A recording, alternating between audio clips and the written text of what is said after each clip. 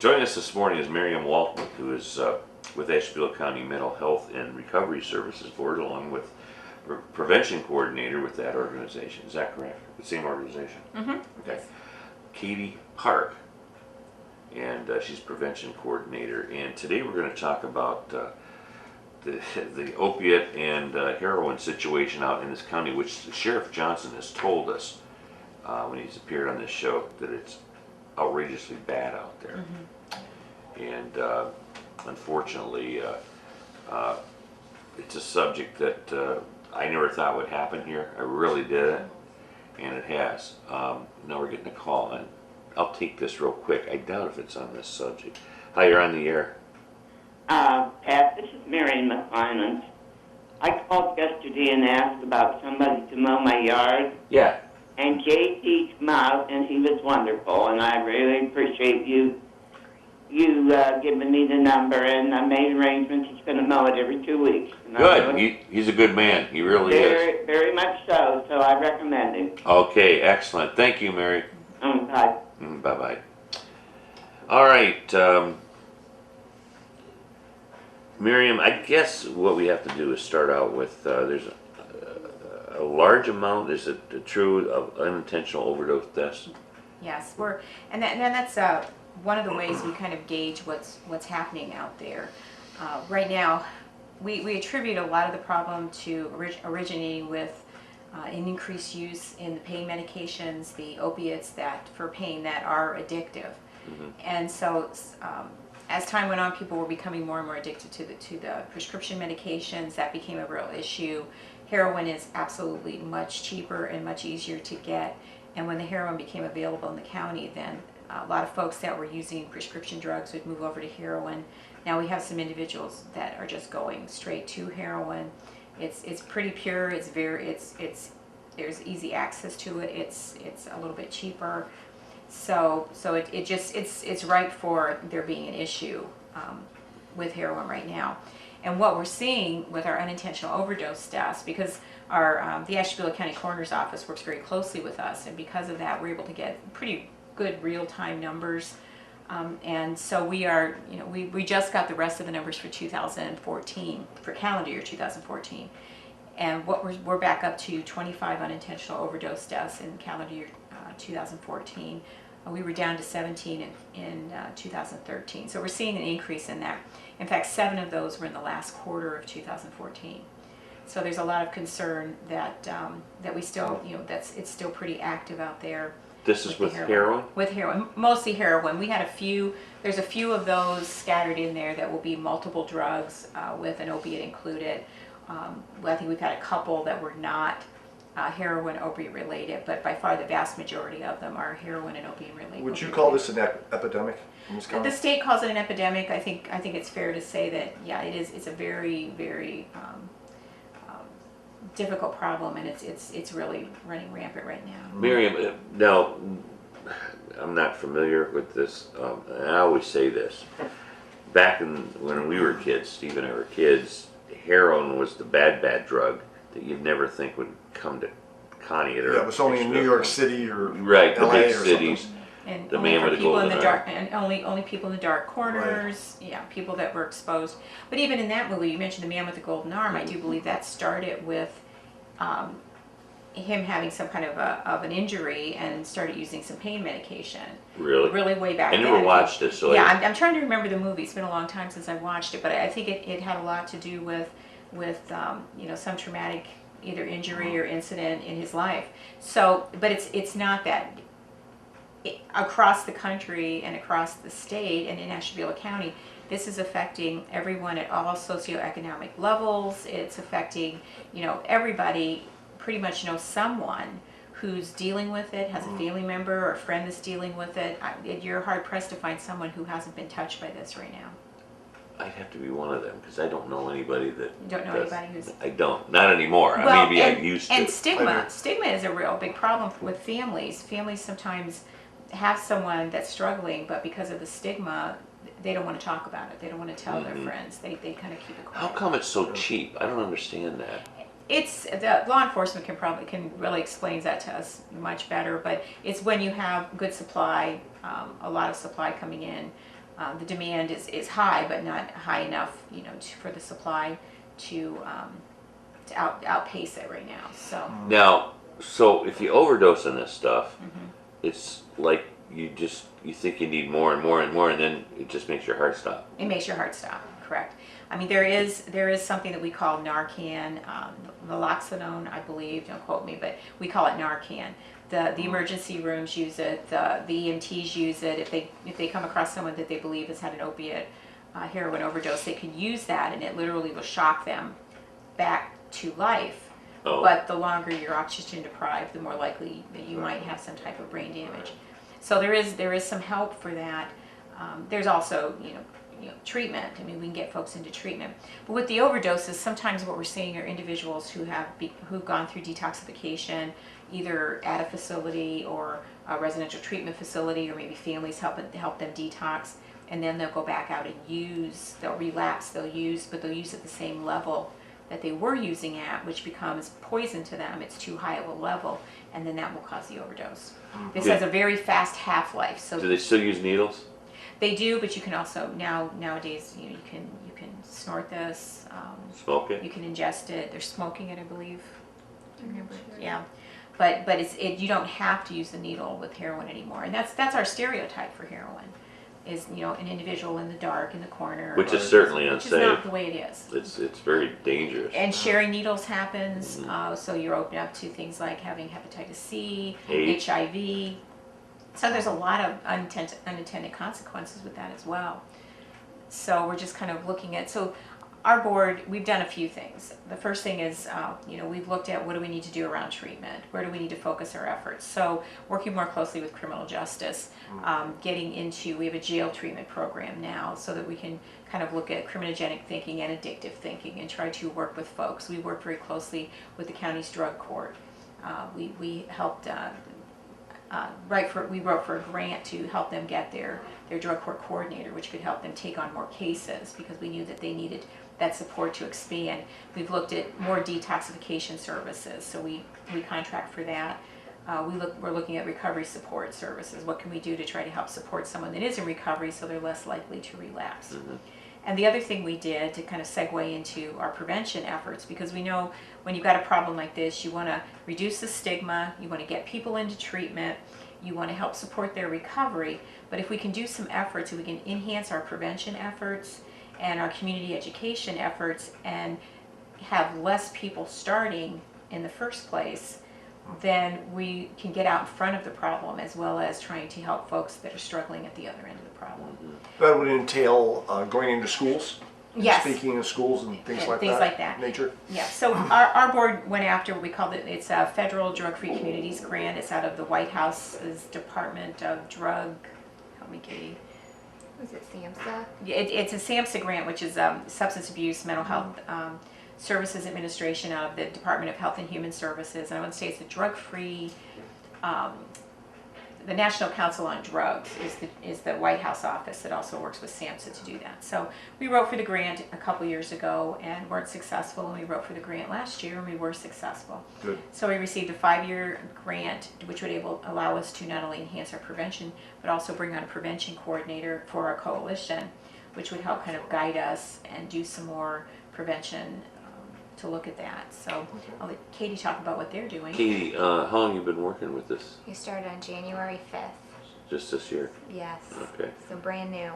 Have you had any training before this, or? Not before this, but I have been going to training. I'm in the middle of, or my 3rd week of an academy will be next week. Okay, in okay. Are you from Columbus. around here? Jefferson. Jefferson?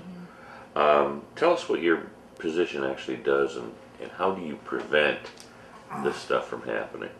So with the Drug-Free Communities grant, it was decided when they wrote the grant that the focus would be for us to prevent the underage drinking and prescription drug abuse. So we've really been focusing on those 2 issues.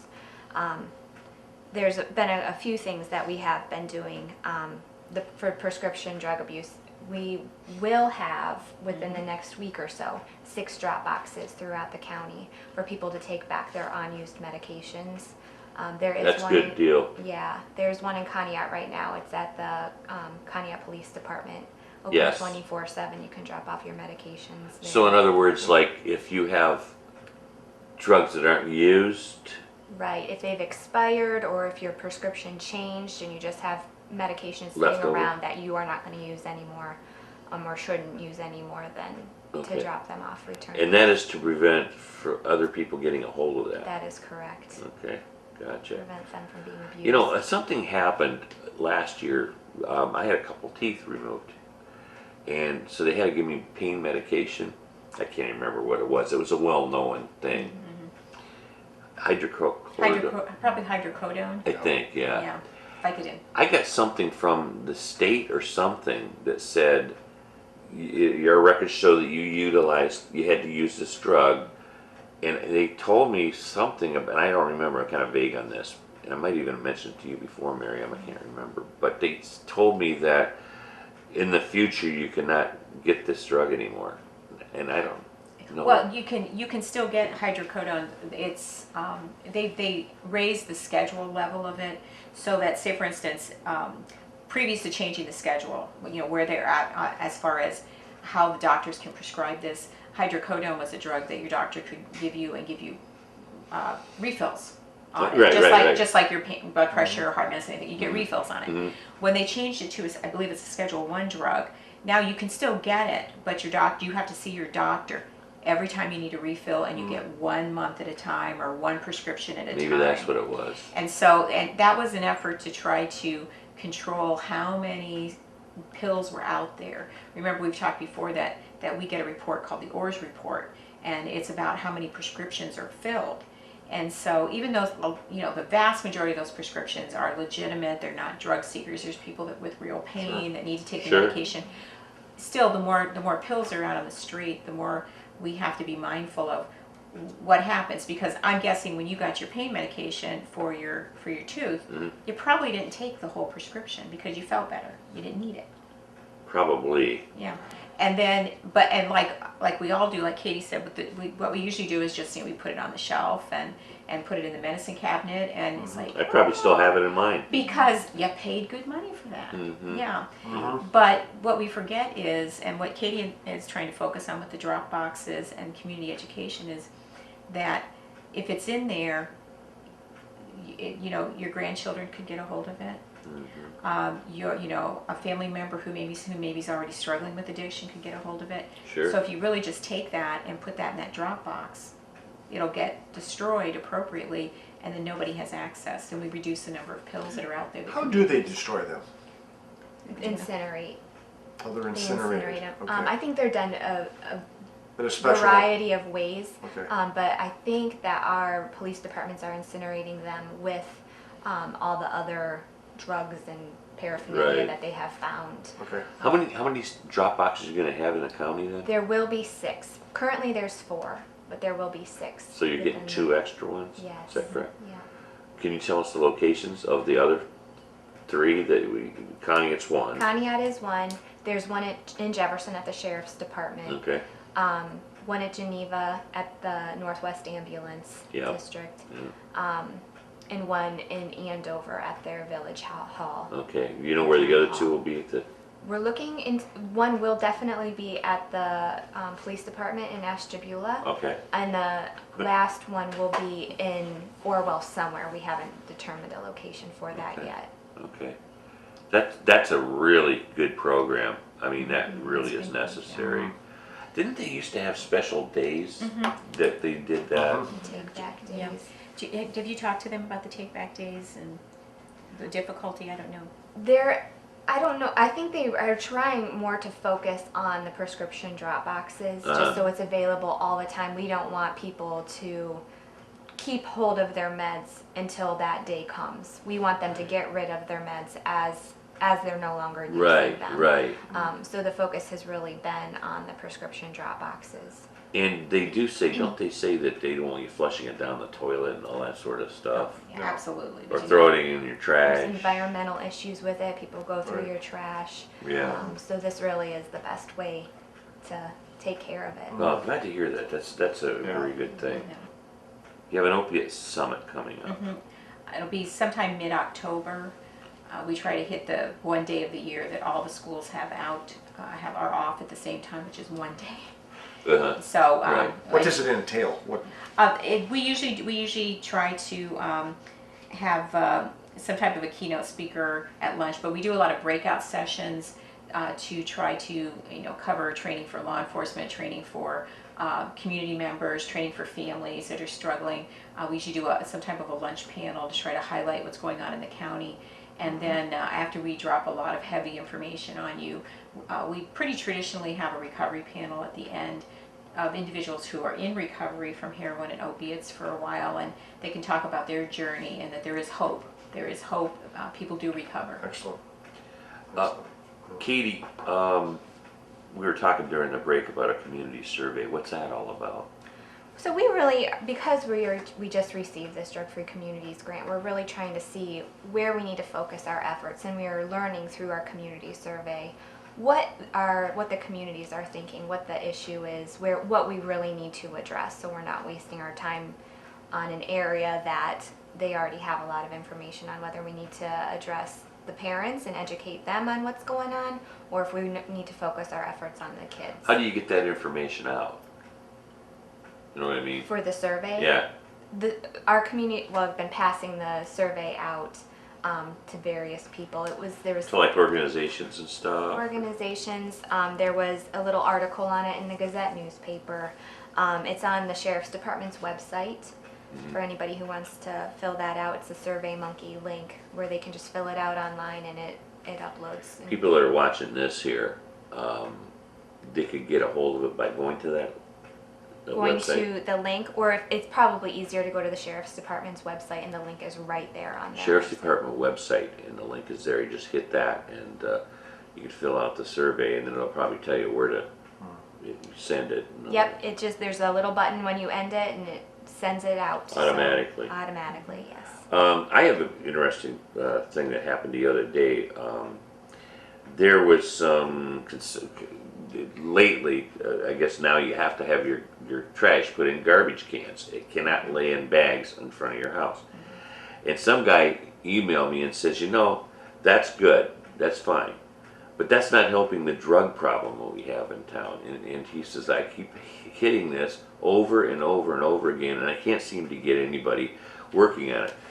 At one point I talked to the city manager here, and he said, well, that sort of stuff really is confidential stuff that the police work on, and you really they can't really report to you what they're doing in that particular area. But I will tell you, girls, there's a lot of drugs in this town, a lot. And it seems like every police report I get has at least one reference to drug addiction, or drug use. Yeah, Or drug- labs.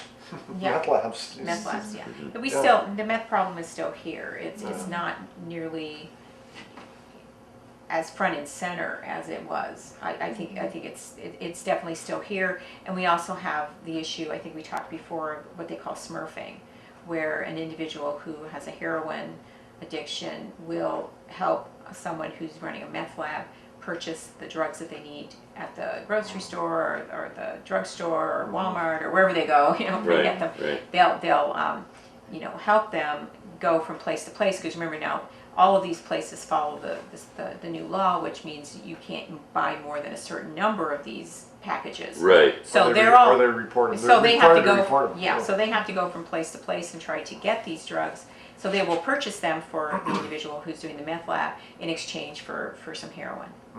Yeah. So Yeah. I spoke with Nick Irochi a couple months ago, and he said that the meth problem is probably still bigger or as big as the heroin problem, but our focus has turned to the heroin problem because it has a more immediate detrimental effect. Right. and we have more people dying of opiate and heroin overdoses. I know they just found a couple meth labs the other day here. So, So, life skills, what's that? So Life Skills, we have a team of people who are going into the schools. We have these classes going on in every school district, and it's about an 8-week course, and they're taking 1 day a week for 8 weeks to work with the youth in various age groups. I think there's some that are starting in 3rd grade, and they're trying to get them every year up until ninth grade or through ninth grade, just to give them some information on good decision making. It starts with good decision making and self-esteem, and then they work their way up the older the kids get to starting to talk about drugs and alcohol and those issues. Now, you're very young, so did you see all this kind of stuff happening when you were coming up? When I was in high school, I think that's when pills started becoming popular. Uh-huh. More and more people were using those. It was almost like it was a joke, but I don't think people are realizing, or maybe they're just now realizing how big of an effect it's having on those. I was at a training the other day and I learned that a 30-day dose, for those people who are prescribed a 30-day dose of an opiate or a painkiller, 40% of those people who are prescribed that will become addicted in that time period. In 30 days? 40% of them No will. kidding. Yeah. Wow. It's an amazing number. Maybe one of you girls can answer this, and what does parents who host lose the most? That's our campaign that we have going on now, just to educate parents and remind them that it is illegal for them to host underage drinking parties in their Okay. home. They're not permitted to provide their kids' friends with alcohol if they're under the age of 21. Which happened here a couple years ago, and the lady got busted for it. Well, you have open houses now, and even though Yeah. there's Well, with proms too. there's Prom and there's a graduations, problem there because there are adults that are allowed to drink there, but you have kids there that are probably sneaking in too. It's a tough Right. situation. It's they can be punished by a $1,000 fine, up to 6 months in jail, and also be sued by the youths, the underage drinking Oh, yeah. drinkers. Sure. Yeah, especially if Parents. they're involved in an accident and that sort of stuff. Yeah, and That's sometimes, scary. yeah, and Katie was talking the other day, sometimes Yes. families think, well, if, as long as I take the keys away from them, let them drink in the house, everything will be safe, I can keep them safe. Lots of times it's not an automobile accident that causes the injury or death to the young people that are drinking. I mean, there's been incidents of drowning, there's falls where there's blunt force trauma. There's a lot of things besides drinking and driving that can cause injury to a young person when they're Sure. drinking. Because Sure. alcohol is a depressant, even the rates of suicide, the number of youth who commit suicide from drinking is astronomical compared to Never those thought of who- that, yeah. This is very much a depressant. Now, there are opportunities, like we mentioned briefly before, for residents to get a chance to discuss these problems. You know, that's the worst thing you can do. You have this going on in your life of a friend, family member, whatever, and you don't have anybody to talk to. You need to You talk. think you're alone, you think you're the only one. Yes. And you're not. Yeah. So we have heart to heart, as I mentioned earlier, and you are aware of that. Oh, yes, yeah. I have some information on that if Okay. you want me to provide it. Pat Carr, who is a member of our Prevention Coalition, her and her husband started this group a couple years ago after they had some struggles with their son. They meet at the Corpus Christi Parish Center the third Sunday of every month at 6 p.m.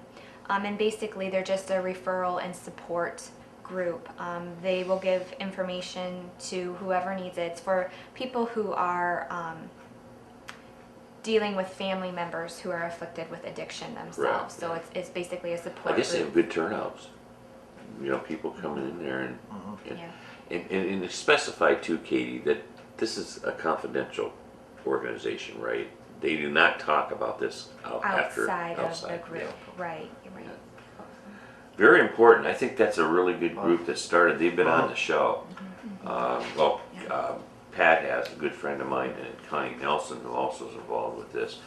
And as I mentioned, May 31st, Nick Irochi, our county prosecutor, and Judge Gary Yost will be guest speakers to talk about the court system regarding drug related incidents. And the drug court, and because the drug court can be a really good support for families. Families don't always realize that, you know, their loved one is stealing from them to purchase drugs. They're doing all kinds of things to the family, and they don't realize that sometimes reporting those things to the police. I heard a mom say at the recovery breakfast at Community Counseling Center earlier this month, she said that the police became her best friend because she knew her son was going to die if she could not get him arrested and force some type of detox or treatment or something that could force something. Yeah, I've heard that too. They're happy when they, not happy, but if they're arrested, at least they're in jail. They're safe. They're safe. And drug least court, temporarily. and using the county drug court system, if they are drug court eligible, they have the opportunity to leave drug court. If they leave drug court successfully, they can leave without the felony charge on their record. That's important. And I think that's probably what Prosecutor Orochi and Judge Jost will probably be talking about. Is that drug court, Miriam, something different from regular court? Or Yes. See, I wasn't aware of this. It's a totally different. It's called a specialized docket court, and they've been in existence just by sheer will and pulling this together. Judge Mackey had pulled it together originally, so they've been in existence probably for about 6 or 7 years. Really? And it's been 2 years because the grant's about a year and a half old now. Our board, working with Judge Mackey, went after a Bureau of Justice Assistance, a federal grant, Okay. to get a drug court coordinator, which allows, it's an enhancement grant. So that means with a coordinator, they went from being able to serve 25 individuals up to, right now I think their caseload is 42, at times it's been 52. 52 is our goal. Okay. So they've been able to serve more individuals, and if they leave drug court successfully, they will not have that felony charge on their record. And it's a year-long program, so they have to be in treatment for a year. There's different requirements that they have to meet Okay. to be compliant And with the court has to be certified by the Ohio Supreme Court as a special docket court in order to run the court. I see. Yeah, so it's and now Judge Yost, since Judge Mackey has left the bench, Judge Yost now is the drug court judge, I see. and so he's doing that work. So it is a tool for families. The other thing, sometimes families will say, well, I don't want to do something in town, I don't want people to know. So there is a Nar-Anon group that meets in Ashtabula as well, that they can, if they don't want to go to the Conneaut group, I encourage them to go to the Conneaut group. They're great folks, they're doing a lot of good work. These families are phenomenal. They're great families to work with, either Heart to Heart or Nar-Anon. But Nar-Anon meets every Wednesday at 7 p.m. at the St. Peter's Episcopal Church in Ashtabula. That's I was something just that going to ask would you be, a question if there are any other support groups yeah. like Heart to Heart. Yes, and that's answers it. Nar-Anon, and they just celebrated, I think, either their first or their second anniversary. Okay. They just had a big, and that too is a group that's pretty well attended. And just like Pat said, families are there to support each other. They're not there to tell their neighbors that you can't. Right. Exactly. And these are people that have walked in your shoes and know how you probably feel. And so I think it's a great opportunity to just be with families, and you can also get involved in our prevention coalition. That meets the third Wednesday of every month at 3:00 at our board office in Ashtabula on State Road. So community members are encouraged to just come and join in and be part of the prevention efforts as well. Learned a lot today. I have one last question. I think do you get much feedback from all the good work you guys do? I mean, everybody likes to have feedback. It's like, my question is like, how do you know you're affecting people positively? How do you know the success rate that you're having with your programs? I spent some time at the Opiate Summit. Our Nar-Anon families were there, quite a few of them. And so I wanted to have lunch with them because I wanted to hear what they needed, what they wanted. Right. And it's good to hear from them when they have a loved one who's in recovery, that they access services that we had available, and they're now 6 months in recovery, 12 months in recovery, 18 months. Every day is a victory for them. So it's good to hear from the families, and that's why we reach out to the families and ask them, what are we doing right? What do we need to do differently?